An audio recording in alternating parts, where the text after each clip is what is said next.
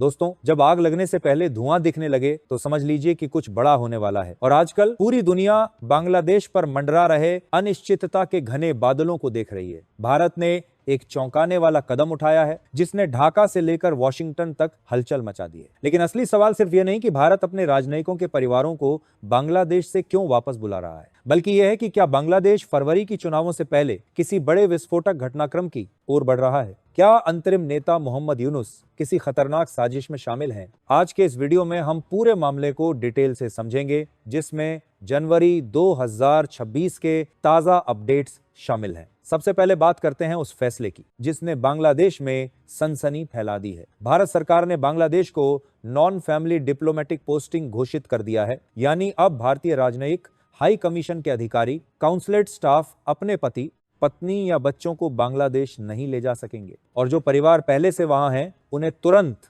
भारत लौटने का आदेश दिया गया है। यह फैसला 20 जनवरी 2026 को लिया गया, जो सुरक्षा स्थिति के चलते एक सावधानीपूर्ण कदम है। ध्यान दें, भारत अब तक यह श्रेणी सिर्फ 4 देशों पाकिस्तान, अफगानिस्तान, इराक और दक्षिण सूडान के लिए इस्तेमाल करता रहा है। अब इस लिस्ट में बांग्लादेश का नाम जुड़ गया है, जो बताता है कि नई दिल्ली की नजर में ढाका की सुरक्षा स्थिति अब हाई रिस्क जोन में है। अब आते हैं सबसे महत्वपूर्ण बिंदु पर। बांग्लादेश में 12 फरवरी 2026 को आम चुनाव होने वाले हैं। यह वह पहला चुनाव है जब 2024 की छात्र नेतृत्व वाली क्रांति के बाद पूर्व प्रधानमंत्री शेख हसीना की सरकार गिराई गई थी, लेकिन आवामी लीग को चुनाव लड़ने से रोका गया है। विपक्ष सड़कों पर है, कट्टरपंथी और वामपंथी संगठन सक्रिय हैं, अल्पसंख्यकों पर हमले बढ़ रहे हैं। इसी बीच मोहम्मद यूनुस की अंतरिम सरकार पर आरोप है कि वह चुनावों से पहले अराजकता फैला रही है। क्यों? क्योंकि अगर चुनाव हुए तो सत्ता हाथ से जा सकती है, चीन और पाकिस्तान समर्थित एजेंडा कमजोर पड़ सकता है। इंटेलिजेंस एक्सपर्ट्स का मानना है कि यूनुस सरकार भारत विरोधी माहौल को जानबूझकर हवा दे रही है। रणनीति साफ है, भारत को खलनायक दिखाना, कट्टरपंथियों को खुली छूट देना,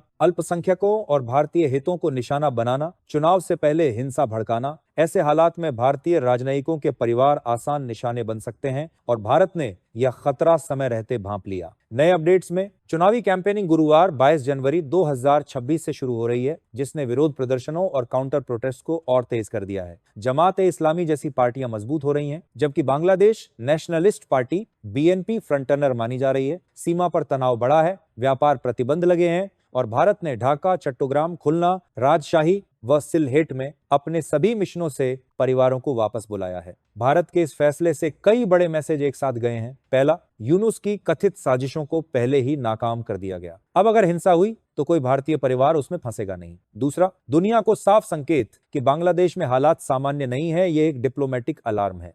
तीसरा, अंतरिम सरकार पर अंतरराष्ट्रीय दबाव बढ़ाना। अगर हालात इतने सुरक्षित हैं तो भारत ने ऐसा क्यों किया? और सबसे बड़ा, क्या भारत के पास ठोस खुफिया जानकारी है? स्रोत बताते हैं कि हाँ, चुनाव से पहले बड़े पैमाने पर हिंसा, विदेशी दूतावासों पर हमले, भारतीय हितों पर निशाना और हिंदुओं के खिलाफ संगठित कार्रवाई की आशंका है। यह फैसला अचानक नहीं है, बल्कि 2024 से चले आ रहे लंबे तनाव का परिणाम है। दोनों देशों ने एक दूसरे के राजदूतों को तलब किया है, सुरक्षा पर आरोप प्रत्यारोप चले हैं और भारत ने कई बार अल्पसंख्यकों की सुरक्षा पर चिंता जताई है। दिलचस्प बात, अमेरिका पिछले करीब 10 सालों से बांग्लादेश में अपने राजनयिकों को परिवार के साथ नहीं भेजता, लेकिन भारत का कदम ज्यादा बड़ा है क्योंकि हम पड़ोसी हैं, सबसे बड़ा ट्रेड पार्टनर हैं और सुरक्षा व राजनीति में गहरी भागीदारी है। अब गेंद पूरी तरह मोहम्मद यूनुस के पाले में है।